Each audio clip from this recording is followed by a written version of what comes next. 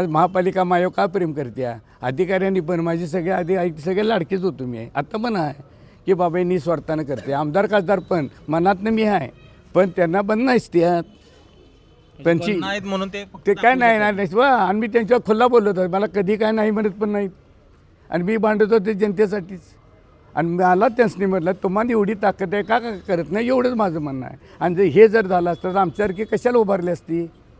बरोबर आहे का नाही तुम्हाला सांगा. आज हे जे प्रॉब्लेम आहेत DHLबद्दल क्वालिटीने चांगलं काम व्हावं.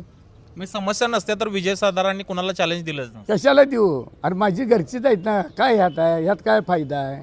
आपलीच लोक आहेत. जर हे तुम्ही सॉल्व केले असते विषय, विश्वासात घेतला असता आणि केलं असतं, आज काय एक बाग सरळ आहे काय व्यायामशाळा आहे ती पहिल्या सरळ करायला राहिल्या तर तिसरंच काहीतरी काढते.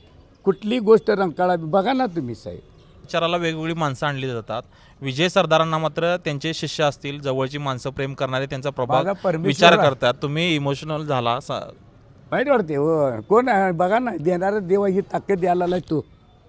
अशाच नवनवीन अपडेट्ससाठी डिजिटल कोल्हापूर चॅनेलला सबस्क्राईब करायला विसरू नका.